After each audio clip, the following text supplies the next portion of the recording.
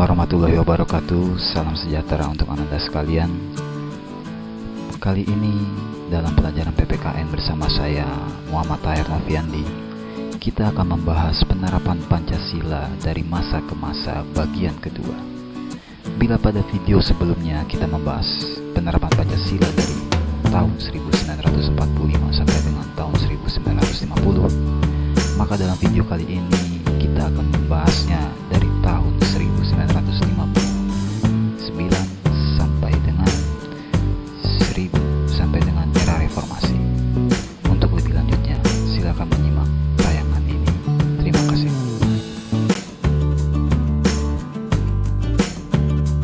Dinamika penerapan Pancasila tahun 1950 sampai dengan 1959. Pada periode ini, persatuan Indonesia juga mendapat tantangan berat dengan munculnya sejumlah pemberontakan yang bertujuan melepaskan diri dari NKRI. Pemberontakan yang terjadi antara lain sebagai berikut. Pertama, pemberontakan DITII di Sulawesi Selatan, Kalimantan Selatan, dan Aceh. Pada April 1950, Ibnu Hajar dan pasukannya melakukan pengacauan di Kalimantan Selatan dan menyatakan bergabung dengan DITII. Sementara itu, pemberontakan DITII di Sulawesi Selatan dipimpin oleh Abdul Qahar Muzakkar pada Agustus 1953. Qahar Muzakkar menyatakan Sulawesi Selatan merupakan bagian dari negara Islam Indonesia pimpinan Kartosuwiryo. Adapun DITII di Aceh dipimpin Daud Bereh. Pada tanggal 20 September 1953, Daud Bereh menyatakan Aceh adalah bagian dari negara Islam Indonesia pimpinan Kartosuwiryo. Pemerintah segera mengirim pasukan untuk menumpas berbagai pemberontakan tersebut. Dalam beberapa pemberontakan tersebut dilakukan jalur penundingan dan jalur militer. Berkat dukungan rakyat, akhirnya pemberontakan tersebut berhasil dipadamkan. Berikutnya pemberontakan PRRI dan pemberontakan Permesta. Pemerintahan Revolusioner Republik Indonesia, disingkat PRRI, didirikan di Sumatera pada tanggal 15 Februari 1958. Ahmad Hussein proklamasikan berdirinya pemerintahan Revolusioner Republik Indonesia untuk memadamkan pemberontakan. Pemerintah melakukan sejumlah operasi militer. Di Universitas Permesta pada 17 Februari 1958 diadakan pertemuan yang dihadiri para tokoh politik, gubernur militer Sulawesi Utara dan Tengah, para cendekiawan, dan Mayor de Jus Somba. Saat pertemuan tersebut, terlontarlah pernyataan dari Mayor de Jus Somba bahwa Permesta di Sulawesi Utara dan Tengah mendukung PRRI seutuhnya. Dengan demikian, sejak 17 Februari 1958, Permesta memutuskan hubungan dengan pemerintah RI. Pemerintah segera melakukan operasi militer yang terbagi dalam beberapa tahap untuk menumpas pemberontakan ini. Dinamika penerapan Pancasila tahun 1959 sampai dengan 1966. Sebagian pihak menyebut masa ini sebagai periode demokrasi terpimpin. Pada masa ini, demokrasi dianggap tidak berada pada kekuasaan rakyat, sebagaimana diamanatkan nilai-nilai Pancasila, namun cenderung berada pada kekuasaan pribadi presiden. Terjadi penyimpangan penafsiran terhadap Pancasila pada masa ini. Penyimpangan yang terjadi antara lain sebagai berikut. Penyimpangan yang pertama, diangkatnya Presiden Soekarno sebagai presiden seumur hidup. Penyimpangan kedua, pembubaran DPR hasil pemilu 1955 oleh Presiden melalui penetapan Presiden atau Penpres nomor 3 tahun 1960 tentang pembaharuan susunan Dewan Perwakilan Rakyat yang ditetapkan pada tanggal 5 Maret 1960.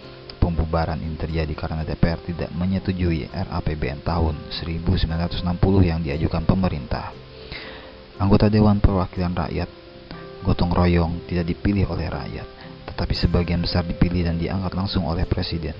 Pada tanggal 24 Juni 1960 dikeluarkan penetapan Presiden nomor 4 tahun 1960 tentang DPR gotong royong.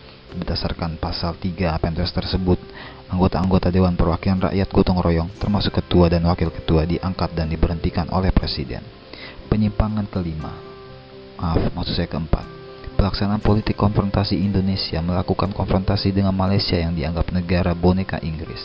pada 3 Mei 1964, Presiden Soekarno memberi komando penggenyangan Malaysia atau dikenal dengan Dwi Kora.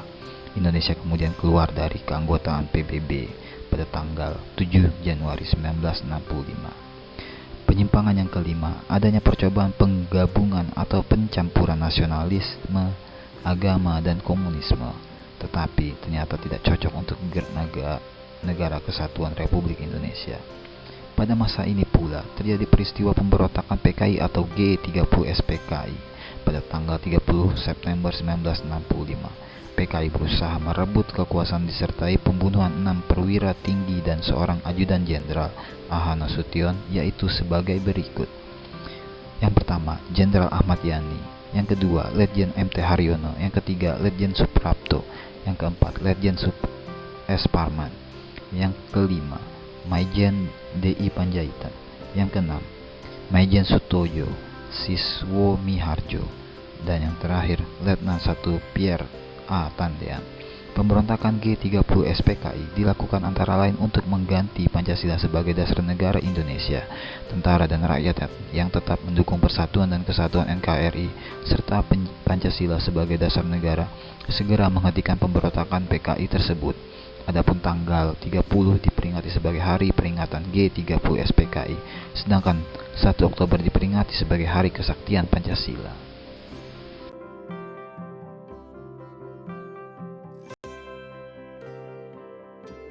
Dinamika penerapan Pancasila tahun 1966 sampai dengan 1998. Pada 12 Januari 1966 terjadi demonstrasi mahasiswa dan rakyat yang menyampaikan beberapa tuntutan.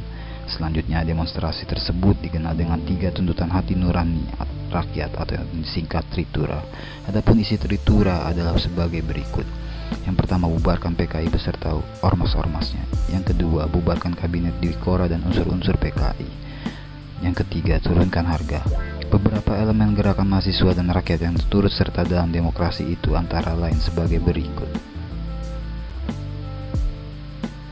Situasi yang makin tidak menentu membuat Presiden Soekarno mengeluarkan surat perintah 11 Maret atau yang dikenal dengan Super Semar pada 11 Maret 1966. Isi surat itu meminta Letnan Jenderal Soeharto selaku Panglima Komando Operasi Keamanan dan Ketertiban untuk mengendalikan keamanan dan ketertiban negara. Soeharto segera mengambil tindakan antara lain membubarkan PKI beserta ormas-ormasnya dan mengamankan para menteri yang diindikasi terlibat G30 SPKI. MPRS kemudian memperkuat Super Semar dengan TAP MPRS nomor 9 tahun 1966. Pada masa 1966 hingga 1998 disebut sebagai masa Orde Baru. Orde Baru diharapkan dapat melaksanakan Pancasila dan UUD NRI tahun 1945 dengan murni dan konsekuen. Presiden Soeharto sebagai pengemban amanat rakyat Indonesia kemudian menjalankan sejumlah kebijakan dengan dasar penegakan stabilitas keamanan dan pembangunan ekonomi. Pemahaman Pancasila disusun dalam konsep P4, Pedoman Penghayatan dan Pengamalan Pancasila atau Eka Prasetya Pancakarsa. Orde Baru awalnya memberi angin segar pada pengamalan Pancasila, namun terdapat kebijakan-kebijakan yang dikeluarkan kemudian yang dianggap tidak sesuai dengan jiwa Pancasila. Hal yang dianggap tidak sesuai dengan jiwa Pancasila pada masa Orde Baru antara lain adalah sebagai berikut. Yang pertama, kebebasan pers dianggap terbatas. Yang kedua, pemerintahan cenderung sentralistik. Yang ketiga, demokrasi cenderung dikekang. Yang keempat, diduga terdapat korupsi, kolusi, dan nepotisme.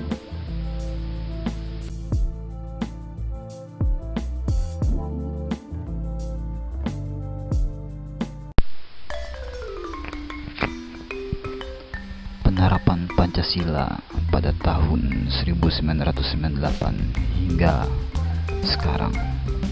21 Mei 1998 Presiden Soeharto mundur dari jabatannya dan digantikan oleh wakilnya yaitu B.J. Habibie. Ada 48 partai dalam pemilihan pertama masa reformasi pada tahun 1999 yang sebelumnya pada tahun 1977 sampai dengan 1997 hanya ada 3 partai dalam pemilu. Terdapat sejumlah perubahan pasal-pasal UUD 1945 atau yang dikenal dengan Amandemen UUD 1945 untuk pertama kalinya pada pada tahun 2004 dalam pemilihan presiden atau pilpres, rakyat Indonesia dapat memilih langsung presiden dan wakil presiden yang pada saat itu dimenangkan oleh pasangan Susilo Bambang Yudhoyono dan Yusuf Kala. Sebagian pihak melihat menguatnya semangat primordialisme. Sebagian masyarakat cenderung mementingkan suku, agama, daerah, atau